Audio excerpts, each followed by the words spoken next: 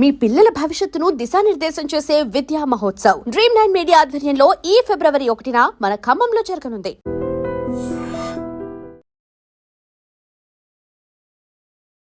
Sir, ఇవాళ ప్రపంచాన్ని ఎక్కువగా కలవరపెడుతున్నది ఏంటంటే క్యాన్సర్. మల్టీ ఫ్యాక్టోరియల్ అంటే జన్యుని డ్యామేజ్ చేయడానికి ఎన్ని కారణాలు ఉన్నాయో, లైఫ్ స్టైల్ అనేది చాలా బ్రాడ్ అండి. మనం నిజంగా చెప్తే మీ చేతిలో నా చేతిలో లేదు.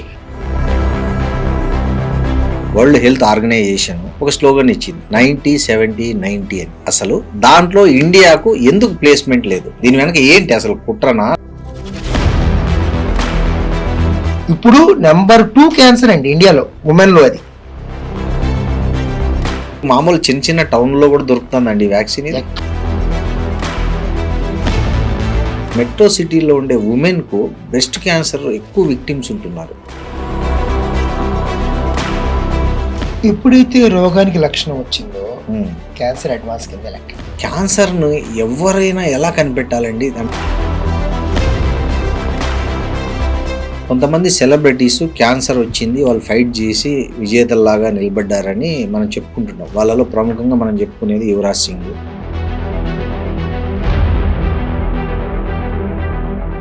నమస్తే, వెల్కమ్ టు iDream మీడియా. ఇవాల్టి మన స్పెషల్ గెస్ట్ AVS సురేష్ గారు ఉన్నారు. ఆయన ప్రముఖ ఆంకాలజిస్టు, అదేవిధంగా హెమటాలజిస్ట్ కూడా. ఇటీవల తెలుగు రాష్ట్రాలతో పాటు భారతదేశాన్ని కలవరపెడుతున్న క్యాన్సర్ కేసులకు సంబంధించి, అందులో వస్తున్నటువంటి అధునాతన వైద్య చికిత్సలకు సంబంధించి, భారతదేశంలో ముఖ్యంగా పర్టికులర్గా సర్వైకల్ క్యాన్సర్కి సంబంధించి జరిగిన ఒక పొరపాటు గురించి ఆయనతో మాట్లాడదాం. ఆయన విశేష అనుభవం ఉంది, ఆయన ఇమ్యూనోథెరపీలో కూడా చాలా స్పెషలిస్టు. మాట్లాడదాం. నమస్తే సురేష్ గారు. నమస్తే అండి. సార్, ఇవాళ ప్రపంచాన్ని ఎక్కువగా కలవరపెడుతున్నది ఏంటంటే క్యాన్సర్. అబ్సల్యూట్గా. అంటే ఇంతకుముందు ఒక సామెత ఉండేది, మనం చిన్నప్పుడు వినింటాము, కోర్టుకు పోయినాడు కొల్లబోయినాడు ఒకటి అనే ఒక సామెత ఉంది. అవునండి. అంటే గతంలో ఏదైనా వివాదం వచ్చి కోర్టుకు పోతే ఇంకంతే, వాడు ఆ కోర్టులో అది తెగదు, ఆ కోర్టు ఖర్చులకు వీడి మొత్తం ఉన్న ఆస్తి అంతా హారత అయిపోతుంది అనే సామెతలో ఆ భాగంగా అది చెప్పారు. ఆ కోర్టుకు పోయినట్టే కొల్లకు పోయినట్లే అనేది. ఇప్పుడు క్యాన్సర్ వచ్చిందంటే కొల్లకు పోయినట్లే అనే పరిస్థితి వచ్చిందండి. సరిగ్గా చెప్పారండి. సో ఏంటి అసలు ఈ క్యాన్సరు? దీని పరిణామం రోజు రోజుకు పెరుగుతుంది. ఫుడ్ అని కొంతమంది చెప్తారు, మనం వాడే వంట పాత్రలని కొంతమంది చెప్తారు, మనం తినే జంక్ ఫుడ్ అని కొంతమంది చెప్తారు, మన లైఫ్ స్టైల్ అని కొంతమంది చెప్తారు, ప్లాస్టిక్ అని కొంతమంది చెప్తారు, స్మోకింగ్, డ్రింకింగ్, దుమ్ము ధూళి పీల్చడము, ఇట్లా రకరకాలుగా చెప్తున్నారు. సో యాజ్ ఏ ఆంకాలజిస్ట్గా మీరు ఏం చెప్తారు? మనం దీన్ని రెండు చాలా సింపుల్ గా విభజించుకుంటే మనకి చాలా సులువు అవుతుంది. ఓకే. మనం చేయగలిగినవి, మనం చేయలేనివి. ఓకే. చేయలేని వాడి గురించి ఆందోళన పడడంలో అర్థం లేదు. అవును. చేయగలిగినవి చేయకపోవడం కూడా తప్పే. అవును. సో క్యాన్సర్ కి మీరు చెప్పిన ఇందాక కారణాలు అన్ని కూడా సత్యాలే. 100%. ఓకే. కానీ 1.2%, ఇంకొకటి 0.6%, ఒకటి 10%, వేరియస్ కంట్రిబ్యూషన్స్ ఉన్నాయి. అంటే ఒక క్రికెట్ టీం గెలవాలంటే అందరూ అట్లాగే ఆడాలి, ఒక క్యాన్సర్ రావాలన్నా ఇవన్నీ కలిస్తే గానీ క్యాన్సర్ అనేది రాదు. సో కానీ మనం అర్థం చేసుకోవాల్సింది ఏంటంటే మల్టీ ఫ్యాక్టోరియల్ అంటే జన్యుని డ్యామేజ్ చేయడానికి ఎన్ని కారణాలు ఉన్నాయో అంతకి 10 రెట్లు ఉపాయాలు కూడా మన శరీరంలో ఉంటాయి. ఆ జన్యుని రిపేర్ చేసుకోవడానికి ఎప్పుడైతే సమతుల్యం దెబ్బతింటుందో, చిన్నపాటి తేడా వచ్చిన ఆ అబ్నార్మల్ సెల్స్ క్యాన్సర్ సెల్ అంటాం. దాన్ని మన రోగ నిరోధక శక్తి ఎప్పుడైతే ఫెయిల్ అయిపోయిందో అప్పుడు క్యాన్సర్ పెరిగిపోతూ ఉంటుంది. ఇది క్లుప్తంగా చెప్పుకుంటే. దాని బయాలజీలోకి వెళ్తే ఇంకా చాలా డీప్గా వెళ్ళచ్చు. 2 నిమిషాలు పక్కన పెడదాం. ఎందుకంటే మొన్న నా యువరాజ్ సింగ్ దగ్గర నుంచి సోనాలి బింద్రే దగ్గర ఆటోఫేజీ ఇవన్నీ రకరకాలు చెప్పారు. కొంత నిజాలు ఉన్నాయి, కొంత అపోహలు ఉన్నాయి. దాని గురించి తర్వాత మాట్లాడుకుందాం. మనం చేయగలిగేవి ఏంటి అంటే లైఫ్ స్టైల్ అనేది చాలా బ్రాడ్ అండి. మనం నిజంగా చెప్తే మీ చేతిలో నా చేతిలో లేదు. బయట పొల్యూషన్ ఎలా ఉంది, మనం ఎక్కడ చేస్తాం, కంట్రోల్ చేయలేం కదా. పక్కాడు స్మోక్ చేస్తే మనకి క్యాన్సర్ వస్తుంది, దానికి మనం ఏం చేయలేం. మన తిండి మన కంట్రోల్లో కొంతవరకు ఉంది. ఫుడ్ ఒక 30% దాకా మనం చేసుకోవచ్చు, స్మోకింగ్ కొంతవరకు ఏదో అనుకుందాం. వ్యాక్సిన్స్ ఇందాక మనం అన్నాం కదా, సర్వైకల్ క్యాన్సర్ లో ఇండియాలో జరిగేటటువంటి ఒక అవును దాని గురించి కూడా చర్చించుకునే మునుపు కూడా పూర్తిగా మనం ఆపగలిగిన ఒక్క వ్యాక్సిన్ తో ఆపగలిగిన క్యాన్సర్ ఏదైనా ఉందంటే cervical cancer. World health organization ఒక స్లోగన్ ఇచ్చింది 90-70-90 అని. కరెక్ట్. సో ఆ 90-70-90 అంటే ఏంటి అసలు? దాంట్లో ఇండియాకు ఎందుకు ప్లేస్మెంట్ లేదు? దీని వెనక ఏంటి అసలు? కుట్రనా లేకపోతే ఏమైంది అసలు? ఈ 90-70-90 అన్నది చాలా అనుభవం ఉండి సర్వైకల్ క్యాన్సర్ మీద లోతైన పరిశోధన చేసిన లాంటి వాళ్ళకి మాత్రమే తెలుస్తాయి. ఓకే, ఈ మీరు కరెక్ట్ అయిన ప్రశ్న అడిగారు. 90% మందికి ఎలిజిబుల్ పీపుల్కి సర్వైకల్ క్యాన్సర్ వ్యాక్సిన్ వేయాలి. 70% మంది ఎలిజిబుల్ ఉమెన్కి స్క్రీనింగ్ చేయాలి. 90% డయాగ్నోజ్డ్ కేసెస్కి ట్రీట్మెంట్ చేయాలి. ఇలా గనక చేస్తే 2030 దాకా, జస్ట్ 4 సంవత్సరాలు ఉంది చేతులు, అంతే ఎక్కువ లేదు. అవును. సర్వైకల్ క్యాన్సర్ యొక్క ఇంపాక్ట్ 2050 నాటికి నియర్ 0 అయిపోతుంది. ఓ వ్యాక్సిన్ 2050కి మన క్యాన్సర్ కనిపించదు, ఇంకా సర్వైకల్ క్యాన్సర్ కనిపించదు. అవును. ఇప్పుడు నెంబర్ 2 క్యాన్సర్ అండి ఇండియాలో ఉమెన్ లో అది. అవును. ఒకప్పుడు గత 2 సంవత్సరాల క్రితం నెంబర్ 1 ఉండేది. అంటే అంత అంటే India's number 1, Africa's number 1 cancer మనం కనుమరుగు చేసేస్తున్నాం. జస్ట్ ఒక శ్రద్ధగా ఒక 4 ఏళ్ళు 5 ఏళ్ళు కష్టపడితే అచీవ్ చేసి ఇచ్చింది. దీంట్లో ఈ దేశాల జాబితాలో మన ఇండియాకి ఏమైంది ప్లేస్ అనేది? ఈ ప్రశ్నలకు వచ్చేసరికి మనం కొన్ని విషయాలు అర్థం చేసుకోవాలి. ఇది వాలంటరీ పార్టిసిపేషన్. అంటే నేను కూడా దీంట్లో భాగస్వామి అవుతాను అని చెప్పి మనంతా మనం WHOకి చెప్పాలి. చెప్పడం కోసం అని చెప్పని వెళ్తారు. అందులో కొన్ని రూల్స్ ఉంటాయి. అంటే ఈ రకంగా స్క్రీన్ చేయాలనేది. ఒక 2 స్టెప్స్ వెనక్కి వేద్దాం మాస్టర్. మనం కొద్దిగా సర్వైకల్ క్యాన్సర్ గురించి అవగాహన పెంచుకుంటే అప్పుడు 90-70-90 అనేది క్లియర్ గా అర్థం. అవును. అసలు సర్వైకల్ క్యాన్సర్ ఎందుకు వస్తుంది అంటే హ్యూమన్ ప్యాపిల్లోమా వైరస్, అందులో కూడా 4 ముఖ్యమైన రకాలు ఉంటాయి. 18, 16 ఇలా ఉంటాయి. ఓకే. అందులో ఈ ముందర 2 నేను చెప్పినవి 100% సర్వైకల్ క్యాన్సర్ ఈ 2 వైరస్ల మూలంగానే వస్తాయి. ఆ వేరియంట్స్. Okay okay. ఒక 4 వేరియంట్స్ కలిపితే 187%, 11 వేరియంట్స్ కలిపితే 93%. మామూలు రెండింటి మీద ఫోకస్ పెడితే చాలు మనకి. ఇది ఎప్పుడైతే జననేంద్రియాల్లోకి వస్తుందో అంటే ఉమెన్ కి మెయిల్ ద్వారా కాంటాక్ట్ అయినప్పుడు, సాధారణంగా after the first exposure to the mail అంటాం, అప్పుడు సర్విక్స్ మీదకి వెళ్ళి కూర్చుంటుంది వైరస్. ఓకే. అంటే ఇది స్త్రీలకు మగవాళ్ళ ద్వారా వ్యాపిస్తుంది సాధారణంగా. ఓకే, అది మనం అర్థం చేసుకోవాలి. ఎప్పుడైతే ఈ సర్విక్స్ కి వెళ్ళి కూర్చుందో ఈ వైరస్, అది ఒక స్పెసిఫిక్ ఇన్ఫ్లమేషన్ ని క్రియేట్ చేస్తుంది. ఆ ఇన్ఫ్లమేషన్ రిపేర్ ప్రాసెస్ లో తప్పు జరిగితే 15 సంవత్సరాల్లో క్యాన్సర్ కింద మారుతుంది. అంటే ఎంత చక్కటి వ్యవస్థ అర్థం చేసుకోండి. అంటే ఎక్స్పోజ్ అయిన తర్వాత నాకు 15 సంవత్సరాలు విండో ఉంది నేను కనిపెట్టడం కోసం. అంటే సాధారణంగా బ్లడ్ క్యాన్సర్ అంటే వారంలో వచ్చేస్తుంది, మనం ఏం చేయలేము. ఇది 15 సంవత్సరాలు ఉంది. అది కూడా స్టెప్ వైజ్ వెళ్తుంది. CAN1, CAN2, CAN3, తర్వాత స్టేజ్ 1 స్లోగా వెళ్ళే క్యాన్సర్ ఇది. ఇది చేయకపోవడం అన్నది మన వైఫల్యం కింద చెప్పుకోవాలి. అవును. ఓకే. సో ఎప్పుడైతే కూర్చుందో అది లోకల్ ఇమ్యూనిటీని చేస్తుంది. నేను వ్యాక్సిన్ వేసాను అనుకోండి, మన బాడీలో దాని యాంటీబాడీస్ ఉండిపోతాయి. కాబట్టి కూర్చోగానే దాన్ని అక్కడికక్కడే న్యూట్రలైజ్ క్లియర్ చేసేస్తుంది. ఓకే. కాబట్టి మీకు ఇన్ఫ్లమేషన్ రాదు, క్యాన్సర్ రాదు. ఇప్పుడు ఒక్క వ్యాక్సిన్ వేసుకుని బాడీలో యాంటీబాడీస్, అది కూడా ఎప్పుడు వేసుకోవాలి? ఎక్స్పోజర్ టు మేల్ కన్నా ముందు వేసుకోవాలి. అప్పుడే పెళ్లి కంటే ముందు కరెక్ట్ వేసుకోవాలి అమ్మాయిలు. నిక్కచ్చిగా చెప్పారు. ఓకే. పెళ్లి అనేది మన కట్టుబాటు కాబట్టి 12 ఏళ్ళ, మీరు అన్నట్లు 12 ఏళ్ల లోపలైతే ఎక్కువ ప్రభావవంతంగా పనిచేస్తుంది. చిన్నపిల్లలు ఇమ్యూనిటీ స్ట్రాంగ్ ఉంటుందండి. అవును. ఇదే అదే పెళ్లి కానంత వరకు ఏజ్ కైనా వేసుకోవచ్చండి ఇది ఈ వ్యాక్సిన్ సర్వైకల్ క్యాన్సర్ కి? ఇక్కడ చాలా డిబేట్ నడుస్తుంది సార్. Okay. ఇది మీరు చెప్తుంది సైంటిఫిక్ గా మాకు పూర్తి ఆన్సర్ కూడా లేదు, ఓకే, కానీ మోస్ట్ యాక్సెప్టెడ్ సమాధానం చెప్తాను. చెప్పండి. ఏంటంటే మనం ఒక లేడీకి ఎప్పుడైతే పెళ్లి అయిపోయిన తర్వాత కూడా మేలుకు ఉండాలని కూడా రూల్ లేదుగా. అవును, ఆయన కూడా క్లీన్ అవ్వచ్చు కదా. కరెక్ట్. మనం ఒక హెచ్పివి డిఎన్ఏ టెస్ట్ చేస్తాం, వెజైనల్ సెక్రెషన్ ఇచ్చి. స్త్రీనే యోనిలో ఒక చిన్న స్వాబ్ పెట్టుకుని ఒక లిక్విడ్ లో పెడితే దాన్ని ఒక టెస్ట్ రన్ చేస్తే 2,000 రూపాయలు 3,000 ఉంటుంది. హెచ్పివి డిఎన్ఏ క్లియర్ అని వచ్చింది, అంటే ఇంకా ఎక్స్పోజర్ అవ్వలేదు, వాళ్ళకి వ్యాక్సిన్ పనిచేస్తుంది. వాళ్ళకి మరి వయసు పెరిగిపోతే ఇమ్యూనిటీ ఎక్కువ ఉండదుగా. అవును, 3 డోసులు వేయాలి. సో 12 ఏళ్ల లోపలైతే సింగిల్ డోస్ ఇనఫ్. అది NEJM, new England journal of medicine వాళ్ళు చెప్పారు. ఇది ఒక వింతగా వచ్చిందండి. ఇది కూడా ఏంటంటే ఎంత యాంటీబాడీస్ ఉంటే సరిపోతాయి అనేది కూడా అన్న పరిశోధన జరిగింది. ఓకే, కొంతమంది ఒక డోస్ మిస్ అయిపోయారు పొరపాటు, ఆఫ్రికన్ నేషన్స్ లోను కొన్ని చోట్ల. అవును, మిస్ అయినా కూడా వాళ్ళకి తగినంత యాంటీబాడీస్ ఉన్న తర్వాత కావాలని ఎందుకు మిస్ చేయకూడదు అన్న కాన్సెప్ట్ తోటి అట్లీస్ట్ ఒక డోసు చాలు. మరి ఇండియాలో చూసుకుంటే 5 కోట్ల మంది ఎలిజిబుల్ ఉమెన్ ఉంటారు వ్యాక్సినేషన్. ఈజీగా ఉంటారండి.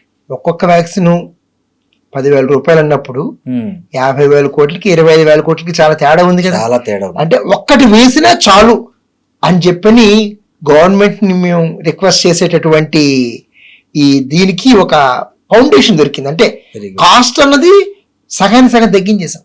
3 నుంచి 2 నుంచి ఎంత వ్యాక్సిన్ వేయించుకోవాలంటే ప్రైవేట్ గా ఎంత అవుతుంది?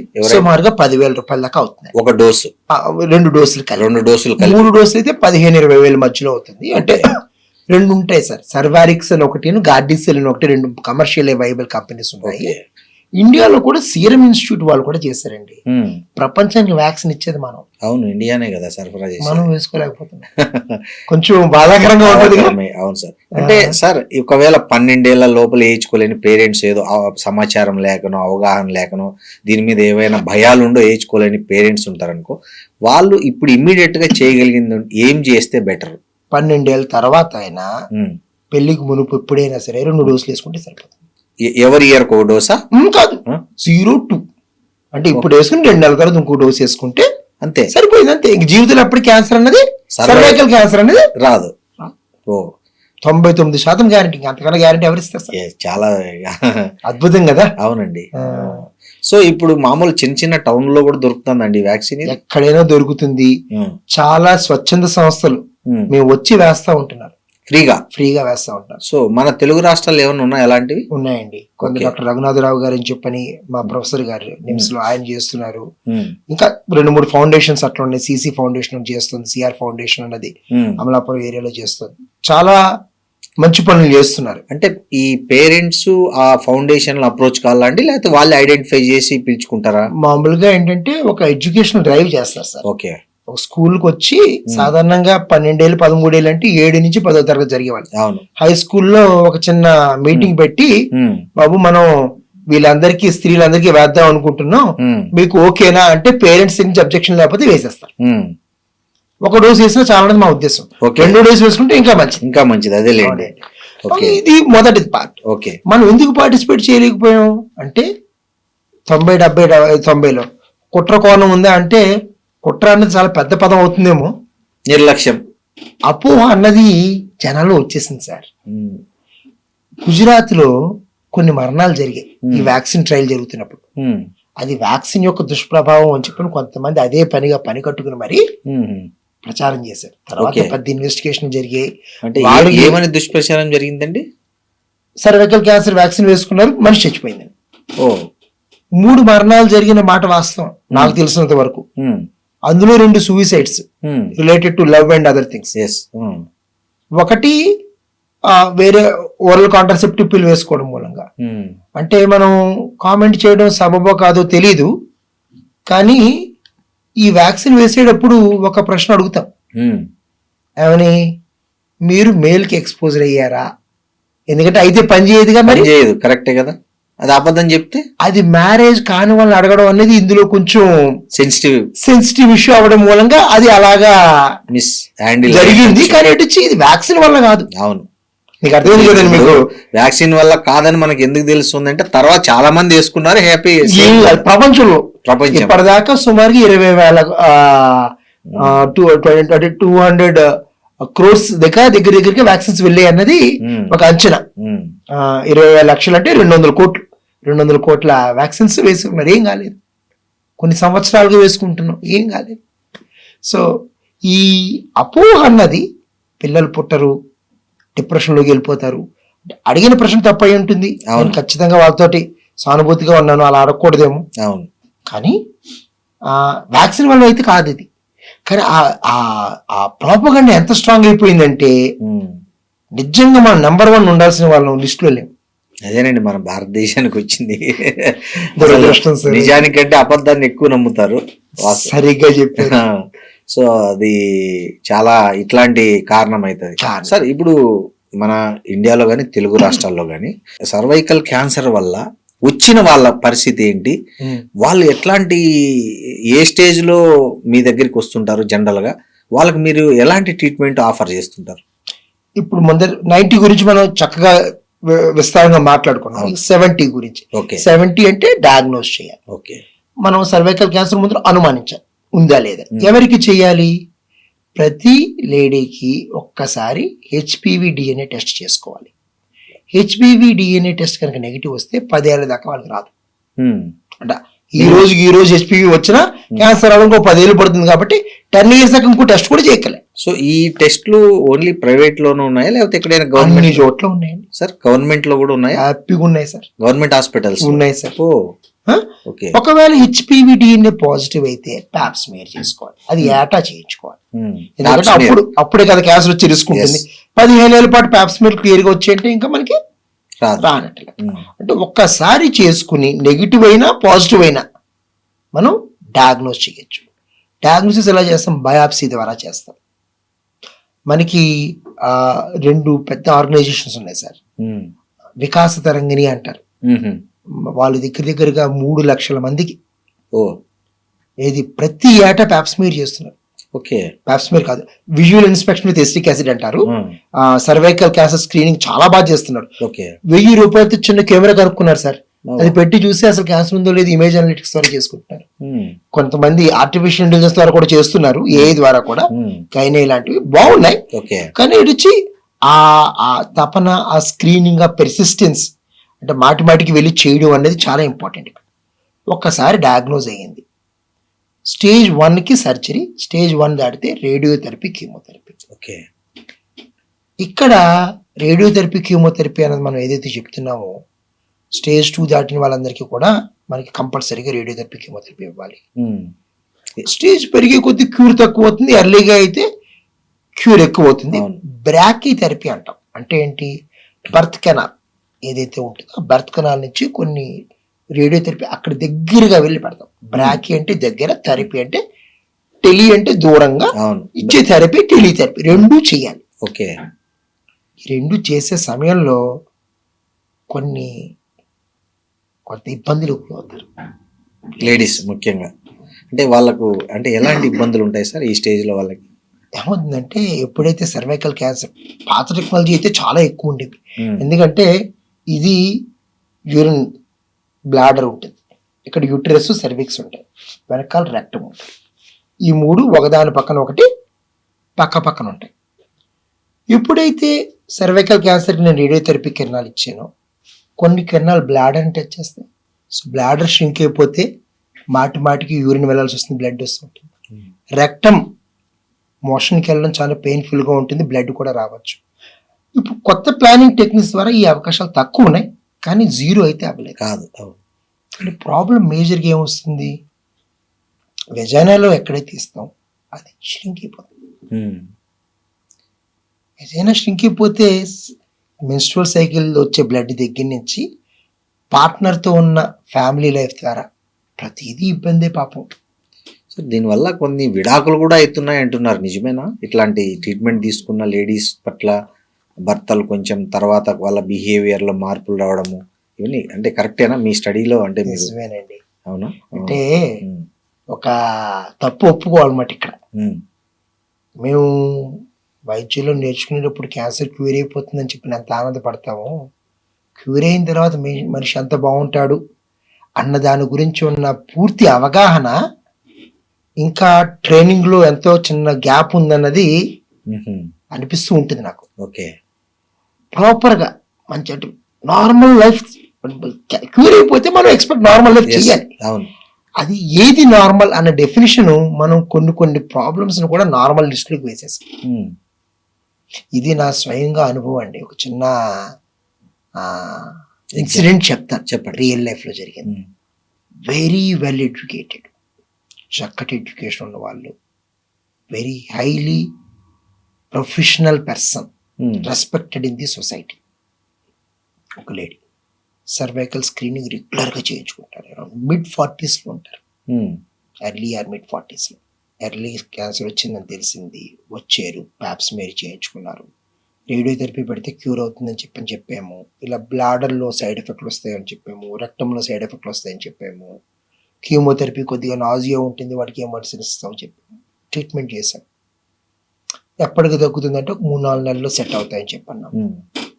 అంతా బాగుంది. 6 నెలల తర్వాత అనుకుంటండి వచ్చి, డాక్టర్ గారు మీరు చాలా ఇంపార్టెంట్ విషయం నాకు చెప్పలేదండి, నేను చాలా బాధపడ్డాను దీని గురించి అన్నారు. నేను ఆలోచించాను, అంటే సాధారణంగా నేను మామూలుగా పేషెంట్లకి ఏం చెప్పినా నిజంగా దానివల్ల హాని ఉంటే ట్రీట్మెంట్ చెయ్యను అని కూడా చెప్తాను నేను. అంటే బెనిఫిట్ తక్కువ హాని ఎక్కువ ఉన్నప్పుడు చాలా మంది ట్రీట్మెంట్ ఇస్తారు. నేనంటే అసలు లేదు బాబు, తెలిసి ఇబ్బంది పెట్టకూడదు అన్నది నా ఉద్దేశం. I reject few cases. ఇంత జాగ్రత్తగా అతి జాగ్రత్తగా ఉండే నేను ఎలా మిస్ అయ్యాను అని చెప్పి అనుకుని మళ్ళీ వెనక్కి వెళ్ళి చూశాను. ఏమైందమ్మా అని అడిగితే, అసలు భర్తతో కలిసి ఉండలేకపోతున్నాను, ఆయన వేరే వాళ్ళతో ఉంటున్నారు, ఇంక నేను బయటకు వచ్చేయాల్సి వచ్చింది పరిస్థితి. పిల్లలు టీనేజర్స్, సొసైటీలో మాకున్న రెప్యుటేషన్ ఎలాంటిది, నేను ఏ ఎగ్జాంపుల్ కింద ఉంటాను, తెలిస్తే నేను ప్రిపేర్ అయ్యేవాడిని కదా, అసలు ముందర చెప్పాలి కదా డాక్టర్ గారు అన్నారు.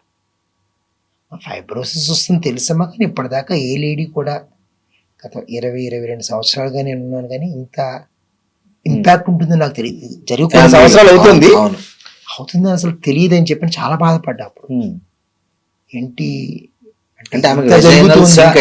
స్టినోసిస్ అంటే ప్రాక్టికల్గా ఇంకా ఓపెన్ కాదు, బిగుసుకుపోతుంది, జరుగుతూ ఉంటుంది. అంత ఇబ్బంది పడతాను ఇంకేం ఉండదు కదా, ఇంకా ఆల్మోస్ట్ జస్ట్ యూరినల్స్. మళ్ళీ దాని తర్వాత ప్లాస్టిక్ సర్జరీ చేయించుకుని ఉన్నాయి, సొల్యూషన్స్ ఉన్నాయి, కానీ దీన్ని ఆపగలమా, ఏం చేయగలము అన్న దాంతో మళ్ళీ ఆవిడే సార్ మాకు మొట్టమొదటి టీచర్ ఎవరంటే పేషెంటే. అంటే తల్లిదండ్రులు ప్రథమ గురువులు అంటారు కదా, దాని తర్వాత టీచర్లు కదా. ప్రాక్టీస్ లోకి వచ్చిన తర్వాత మాకు మొత్తం పేషెంట్లు, వాళ్ళ దగ్గర నుంచి నేర్చుకుంటాం, వాళ్ళకి ట్రీట్మెంట్ చేస్తూ ఉంటాం. ఆవిడ చెప్పారు, నేను బెంగళూరు వెళ్ళానండి డాక్టర్ గారు, అక్కడ ఒక స్పెషల్ థెరపీ ఉంది, ఇలాంటి వాటిని ముందుగానే గ్రహించి ట్రీట్మెంట్ లెవెల్ ప్రిపేర్ చేస్తారు. రీహాబిలిటేషన్ గురించి విన్నాం, స్ట్రోక్ రీహాబిలిటేషన్ అంటాం. రీహాబిలిటేషన్ అంటే ఏంటి, మనం ఒక డ్యామేజ్ జరిగిన తర్వాత తిరిగి నార్మల్ గా హ్యాబిటేట్ అవ్వడాన్ని రీహాబిలిటేషన్ అంటాం. ఇంకో కాన్సెప్ట్ ఉంది ప్రీహాబిలిటేషన్ అని. అంటే ఏంటి, ముందు జాగ్రత్తగా చేయడం. ఈ ప్రీహాబిలిటేషన్ అన్నది ఓరల్ క్యాన్సర్స్ లో టంగ్ ని వాళ్ళు కట్ చేసేసి అప్పుడు పూర్తిగా మాట్లాడడం మింగడం జరగదు కదా, వాళ్ళు ముందుగానే క్లాంప్ చేసి ట్రైనింగ్ ఇస్తారు. సో అంటే సడన్ గా అప్పటికప్పుడు తెలియాల్సిన అవసరం లేకుండా ఇలా మెడకి ఎక్సర్సైజ్ చేసి మజిల్స్ పెంచుతారు. ఎందుకంటే ఫ్లాప్ వేయాల్సి వచ్చినప్పుడు తగినంత బల్క్ ఉంటుంది, ఇక్కడ కూడా పోదన్నమాట. ఇదంతా ప్లాన్ చేసుకోవచ్చు. ఈ ప్రీహాబిలిటేషన్ అన్నది మాకు ఇంకా భారతదేశంలో చాలా చాలా దూరం వెళ్ళాలి. అంటే 0.01% కూడా నాకు తెలిసి ఎవరు దీని మీద ఫోకస్ పెడుతున్నారు అని చెప్పి అనుకోవట్లేదు. ఈ ప్రీహాబిలిటేషన్ చాలా చాలా ఎసెన్షియల్, అవసరం అన్నది కరెక్ట్ అని పదం సార్. ఎసెన్షియల్, అవసరం, కంఫర్ట్ కాదు, చేసి తీరాలి మనం. ఈ ప్రీహాబిలిటేషన్ ద్వారా సర్వైకల్ కెనాల్ వైడెన్ చేసుకోవడం, బ్లాడర్ని ఎలా కంట్రోల్లో పెట్టుకోవడం, ఇదంతా కూడా పెల్విక్ ఫ్లోర్ అంటారు సార్. పెల్విక్ ఫ్లోర్ అంటే గొడుగుని మనం రివర్స్ గా తీస్తే ఎలా ఉంటుందో అలా ఉంటుంది, చిన్న చిన్నగా అరేంజ్ అయి ఉంటాయి. అంటే గొడుగుని మనం రివర్స్ గా పెట్టి అందులో రకరకాల బొమ్మలు పెట్టి ఇలా కొద్దిగా తిప్పిన ఏమవుతాయి, చల్లగా ఎగిరిపోతాయి. ఆ పెల్విక్ ఫ్లోర్ లో కూడా అంత క్రిటికల్ ఆర్గాన్స్ ఉన్నాయి, అంత జాగ్రత్తగా అరేంజ్ అయి ఉన్నాయి. ఒక్కటి కొద్దిగా తెప్పినా మొత్తం అలైన్మెంట్ మొత్తం పోతుంది. చాలా ఇబ్బందులు పడతారు. వెజైనల్ డైలేటేషన్ ఎలా చేసుకోవాలి, పెల్విక్ ఫ్లోర్ స్ట్రెంత్ అని ఎలా చేసుకోవాలి.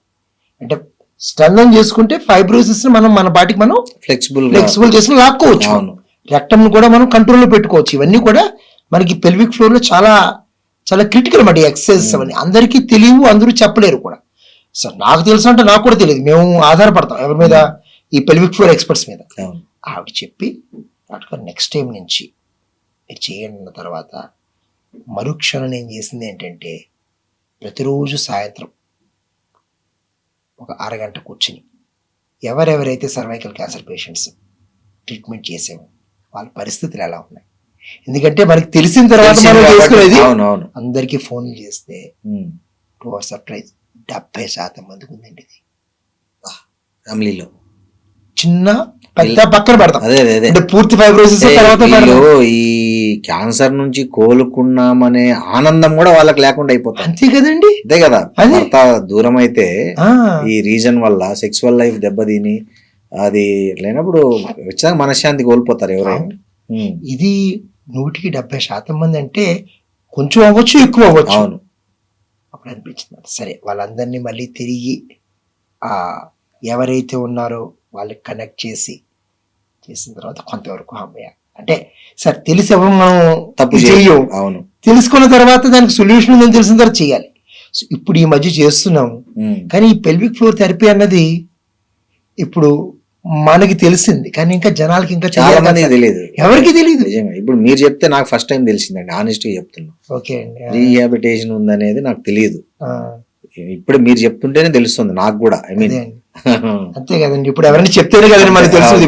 ఇప్పుడు అంత చదువుకున్నాను సార్ అంటే ఎక్కువ తక్కువ అని కాదు, పేషెంట్ చెప్పేదాకా మాకు ఈ ఇబ్బంది ఉంది ఫలానా చోటుకి వెళ్ళాలని మాకు కూడా తెలియలేదు కదా సార్. ఓన్లీ బెంగళూరులోనే ఉందా, హైదరాబాద్ లో కూడా ఉందా?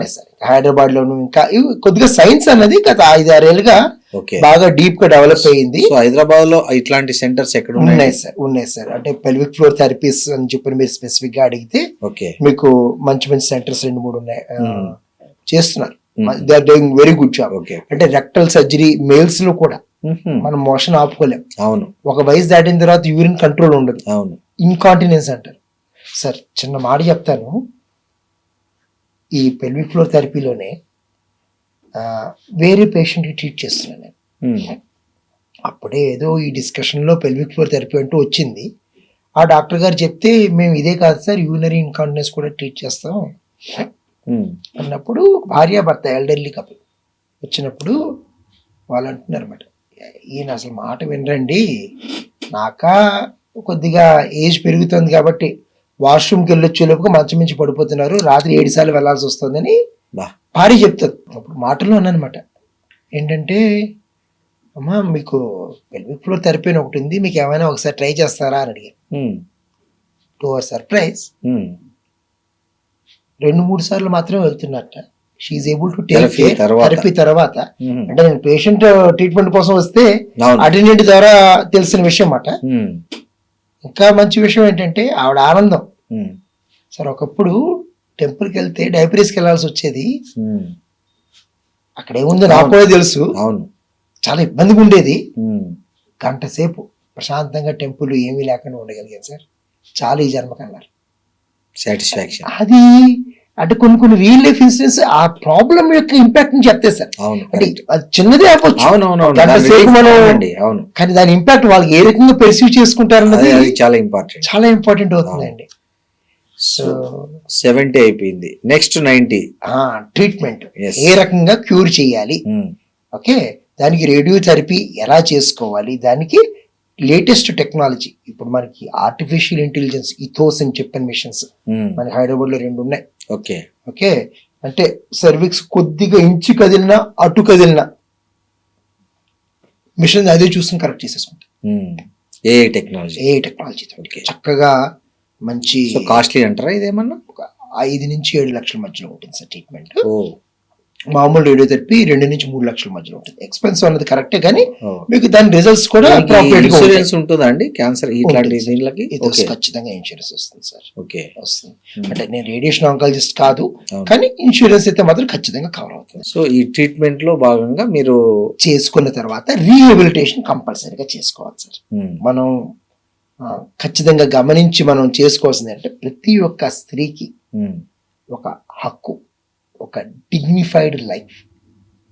అందులో ఈ రీహాబిలిటేషన్, ఆ పెల్విక్ ఫ్లోర్ థెరపీ మీద ఫోకస్ పెట్టుకోవడం. Any pelvic surgery, okay ovary cancer కావచ్చు, సర్వైకల్ క్యాన్సర్ కావచ్చు, ఎండోమెట్రియల్ క్యాన్సర్ కావచ్చు, రక్తం, బ్లాడర్, పెల్విక్ సంబంధించిన ఏది చేసినా ఆ ఎనాటమీని డిస్టర్బ్ చేసినప్పుడు దాన్ని కూలంకషంగా పరిశీలించి ఎక్కడ తప్పు ఉంది దాన్ని మనం సరిదిద్ది తిరిగి నార్మల్ లైఫ్కి తీసుకురావాల్సిన బాధ్యత మళ్ళీ మా మీదే ఉంది. అది మనం ఆ దృక్కోణంలో చూసుకుని ఆ పేషెంట్ని మనం స్పెసిఫిక్గా అక్కడ స్పెషలిస్ట్ దగ్గరికి పంపించి వాళ్ళ యొక్క సలహా మేరకు మనం చేయకపోతే క్యూర్ చేసాం, లాభం లేదు, ఏదో అంటారు కదా, అలాంటి పరిస్థితి రాకూడదు ఎవరికి. సో ఈ 90% ట్రీట్మెంట్ చేయాలనేది ఆ స్లోగన్ లో లాస్ట్ 90 అవునండి, కాన్సెప్ట్. అవునండి. సార్ ఇంకోటి, అసలు జనరల్ గా లేడీస్ ఏ వయసు నుంచి క్యాన్సర్ టెస్ట్లు మస్ట్ గా చేయించుకోవాలి, ఏ టెస్ట్లు మస్ట్ గా చేయించుకోవాలి? వయసుని బట్టి టెస్టులు ఉంటాయి. ఓకే 35 దాటితే కంపల్సరీగా టెస్టులు చేయించుకోవాలి. ఉమ్, ఎందుకంటే సాధారణంగా మేల్ ఎక్స్పోజర్ 18-20 మధ్యలో అవుతుంది అనుకుంటాం. ఉమ్, తర్వాత 15 ఏళ్ళు లెక్కెడితే 35 కదా. అవును. సర్వైకల్ క్యాన్సర్ కి ప్యాప్స్మియర్, మ్యామోగ్రామ్ 40 దాటితే ఏడాదికి ఒకసారి కానీ 2 ఏళ్ళకి ఒకసారి కానీ. ఒకవేళ మ్యామోగ్రామ్ వేరే ఏ కారణం వల్లైనా కష్టమైతే సెల్ఫ్ ఎగ్జామినేషన్ వెరీ గుడ్. ఇప్పుడు మెదాంకురా అని చెప్పిన ఒక కంపెనీ వాళ్ళు ఒకటి కనుక్కున్నారు, ఇన్ఫ్రారెడ్. ఉమ్, అంటే చిన్నప్పుడు మనం టార్చ్ లైట్ పెట్టుకుని ఆడుకుంటే ఆ, మనకి కనిపిస్తాయి కదా, అవునండి, అవును. బ్రెస్ట్ కింద పెట్టుకుంటే ఆ పర్టికులర్ లైట్ ని ఉమ్, లంపులన్నీ బయటికి తెలిసిపోతున్నాయి. ఓ, సెల్ఫ్ ఎగ్జామినేషన్ టైపే, ఎస్. స్త్రీ తనంతట తనే చేసుకోవచ్చు. ఒక 5-6 వేలు ఉంటుంది మిషన్ కాస్ట్, ఎన్నిసార్లు వాడుకోవచ్చు. ఉమ్, అంటే ఒక కమ్యూనిటీ హెల్త్ వర్కర్ కి ఇచ్చేస్తే మొత్తం విలేజ్ మొత్తానికి ఒక చిన్న అవును. బ్రెస్ట్ లైట్ అనేది సరిపోతుంది. యాక్చువల్ గా గవర్నమెంట్ సప్లై చేస్తే పిహెచ్సిలకు ఉపయోగం. మనమే చేయొచ్చు సార్. 5,000 గ్రామానికి 5,000 ఎక్కువ చెప్పండి గురుగారు. ఏం కాదు, ఇప్పుడు ఏం కాదు, ఏం కాదు. నిజం చెప్పి 10 మంది కూర్చుంటే మనకి అయిపోతుంది. అయిపోయింది. అవునవును, ఆ correct. willingness రావాలి. రావాలి. అవును. సెల్ఫ్ ఎగ్జామినేషన్ నేర్పించాలి, ఉమ్, చేసుకోమని చెప్పగలగాలి. అవునండి. విల్లింగ్నెస్ ఉంటే breast cancer, self examination, cervical cancer. Um, ఈ కాకుండా 10 సంవత్సరాలకు ఒకసారి 45 సంవత్సరాలు దాటిన తర్వాత కోలోన్ క్యాన్సర్ కోసం కొలోనోస్కోపీ చేయించుకోవాలి. ఉమ్, టొబాకో హ్యాబిట్ ఉన్న వాళ్ళు ఓరల్ క్యాన్సర్ స్క్రీనింగ్ చేసుకోవాలి. లేని వాళ్ళు ఏ మాత్రం సిమ్టమ్స్ ఉన్నట్టు షార్ప్ డెంచర్స్ ఉన్నా, లేదంటే ఈ వక్క వేసుకునే అలవాటు ఉన్న వాళ్ళు కూడా ఒకసారి ఓరల్ క్యాన్సర్ సింపుల్ లోపల టార్చ్ లైట్ పెట్టి ఒక ఫోటో కొడితే వచ్చేస్తుంది. Cervical, oral, breast and colon కలిపితే 100% క్యాన్సర్ ఇవే ఉమ్, మనం చూసేవాడు. ఉమ్, అంటే 2/3 క్యాన్సర్ మనం స్క్రీనింగ్ ద్వారా తెలుసుకోవాలి. Early detection. సో ఈ పెయిన్ఫుల్ అండి ఈ కొలను ఇవన్నీ? కొలోనోస్కోపీ కొద్దిగా ఇబ్బంది ఉంటుంది, మొత్తిస్తారు, కానీ ఓకే, మిగతా అయితే కూడా సింపుల్ సార్. సెల్ఫ్ ఎగ్జామినేషన్ లో పెయిన్ అదే లేదు. ఉండదు, అవునులేండి. మిగతా- సర్వైకల్ క్యాన్సర్ ప్యాప్స్ మీరు ఏడాది ఒకసారి, అది కూడా తెలియని కూడా అవును, తెలియదు. అవును. ఓరల్ క్యాన్సర్ ఫోటో, ఇందులో కష్టమే ఉంది సార్. అవును. ఈ 3 చూసుకుంటే 60% అయిపోతుంది. సార్ తర్వాత ఒక రీసెంట్ స్టడీ చూశాను నేను. అదేంటంటే మెట్రో సిటీలో ఉండే ఉమెన్ కు బ్రెస్ట్ క్యాన్సర్ ఎక్కువ విక్టిమ్స్ ఉంటున్నారు. అవును, ఏంటి రీజన్ ఏంటి దీనికి? ఎందుకు బ్రెస్ట్ క్యాన్సర్ ను? Food one of the reasons, life style and body structure. అంటే మెట్రోలో పనిచేసే వాళ్ళు సరైన సమయానికి నిద్రపోలేరు, ఎందుకంటే వర్కింగ్ ఉమెన్ క్లాస్ అవుతారు. ఫుడ్ కూడా డీప్ ఫ్రైడ్ ఇలాంటి ఏదైతే హైలీ ప్రాసెస్డ్ ఫుడ్ తింటున్నారు, కొద్దిగా ఒబిసిటీ సైడ్ ఉంటారు. కంపేర్ టు ది ఫిట్నెస్ కూడా కొద్దిగా తక్కువ ఉంటుంది. అంటే అందరి గురించి కాదు, అవును, నేను సాధారణంగా ఒక అవును. జనరల్ ట్రెండ్ గురించి చెప్తున్నాను. తర్వాత వీళ్ళకి హార్మోనల్ ఇష్యూస్ ఉంటాయి. ఉమ్, హార్మోన్ అనేది బ్రెస్ట్ పెరుగుదల తగ్గుదలకు కావాలి. అంటే ఒక టైంలో బ్రెస్ట్ కొద్దిగా సైజ్ పెరగాలి, బేబీ బాడీలోకి వచ్చిన తర్వాత మిల్క్ ప్రొటెక్షన్ కెపాసిటీ ఉండాలి. బ్రెస్ట్ పని అదే. బేబీ బయటికి వెళ్ళిపోయిన తర్వాత మళ్ళీ సైజ్ తగ్గాలి, నార్మల్గా రావాలి. మెనోపాజ్ అయిపోయిన తర్వాత దానికి ఇంక పని ఏమి లేదు, నేచర్ ఇచ్చిన అవును. రూల్ ప్రకారంగా చూసుకుంటే. సో ఈ పర్టికులర్ సైకిల్ని హార్మోన్స్ అనేవి ఇంపాక్ట్ చేస్తాయి. ఇప్పుడు మనం తాగే మిల్క్లో కానీ ఫైటోఈస్ట్రోజన్స్ అంటారు, అంటే మొక్కల్లో కూడా ఈస్ట్రోజన్ వాడుతున్నారు పెరగడం కోసం. అవునండి. ఇవన్నీ మనం కన్జ్యూమ్ చేస్తే ఆ బయట నుంచి వచ్చిన ఈస్ట్రోజన్ మన బ్రెస్ట్ని గ్రో అవ్వమని చెప్తూ ఉంటాం. ఆ రకమైన ఇంపాక్ట్ కూడా మనం మెట్రోలో ఎక్కువ చూస్తాం. ఎందుకంటే మనకి ఇచ్చే పాలు కూడా ఈ ఫైటోఈస్ట్రోజన్, సోయా మిల్క్ ఇవన్నీ కూడా మనకి ఈస్ట్రోజన్ ఎంతో కొంత కంటెంట్ ఉంటుంది అన్నది ఒక కారణం అవుతుంది. ఈ కాకుండా పీసీఓడి స్ట్రెస్ మూలంగా వచ్చినటువంటి ఈ హార్మోనల్ ఇష్యూస్ వల్ల కూడా ఈ సాధారణంగా మెట్రోస్లో ఎక్కువ చూస్తున్నాం. సో బ్రెస్ట్ క్యాన్సర్కు ఎలాంటి ట్రీట్మెంట్ ఉంది, ఏ స్టేజ్లో వస్తే అది ఈజీ అంటారు? ఎప్పుడైనా early stage better sir. Any cancer breast cancer మెయిన్గా మనం బయాలజీ చూసుకోవాలండి. బయాలజీ అంటే స్వభావ రీత్యా ఈస్ట్రోజన్, ప్రొజెస్ట్రాన్ రిసెప్టర్స్ పాజిటివ్ అయితే మంచిది, HER2 పాజిటివ్ అయితే మీడియం, TNBC అన్నిటికన్నా చెడ్డది. సో ఆ స్వభావం చూసుకుని కీమో, రేడియో, సర్జరీ 3 కావాలి. 3 లేకుండా బ్రెస్ట్ క్యాన్సర్ ట్రీట్మెంట్ ఇన్కంప్లీట్ గా ఉంటుంది. ఎర్లీ స్టేజ్ ERPR పాజిటివ్ అనేది ఎక్సెప్షన్, అది తప్పిస్తే మిగతా ప్రతి ఒక్కరికి 3 కావాలి. సార్, ఈ ఇంటర్వెన్షనల్ రేడియాలజీ అనేది పూర్తిగా మిత్ అనే భయము ఒకవైపు ఉంది, చాలా రిస్క్ అనేది ఇంకో వైపు ఉంది. సో మీరు యాజ్ ఏ దీంట్లో అనుభవం ఉన్న ఒక డాక్టర్గా రియలిస్టిక్ గా మీరు ఏది రైట్ ఏది రాంగ్ అని చెప్తారు, ఎలాంటి సలహా ఇస్తారు మీరు? ఇప్పుడు ఇంటర్వెన్షన్ రేడియాలజీ అన్నదానికి ఒక ఉదాహరణతో చెప్పండి. మనకి ఒక చోట ఎక్కడో కుక్కో, పాము ఏదో ఒక మనకి జంతువు ఉంది అనుకున్నాం, చాలా హార్మ్ఫుల్ అని చెప్పి అనుకున్నాం. మనం ఏం చేస్తాం, ర్యాండమ్గా రాళ్ళు విసురుతాం. కరెక్ట్. తగిలితే తగులుతుంది, అవును, లేకపోతే పర్లేదు అనుకుంటాం. ర్యాండమ్గా విసిరే దాంట్లో ప్రాబ్లం ఏంటి, నార్మల్ వాటికి కూడా తగలచ్చుగా అటుకేసి. అంతే కదండి. అవును. అంటే ఏంటి, డీప్ లో ఉన్న ఆర్గాన్స్ మనం ఏదైనా ఇంటర్వ్యూన్ చేయాలనుకుంటే బ్లైండ్ గా, అంటే ఏంటి, ఒకప్పుడు ఇట్లా కొట్టి ఇక్కడ నీరుంది ఇక్కడ నీరు లేదు చెప్పేసేవాళ్ళం. అవును, క్లినికల్ ఎగ్జామినేషన్ అక్కడ నీడిల్ పెడితే వచ్చేసేది. కానీ తప్పయ్యే అవకాశాలు కూడా ఉన్నాయి, మధ్యలో బ్లడ్ వెసల్ వస్తే ఆ రిస్క్లు ఉన్నాయి.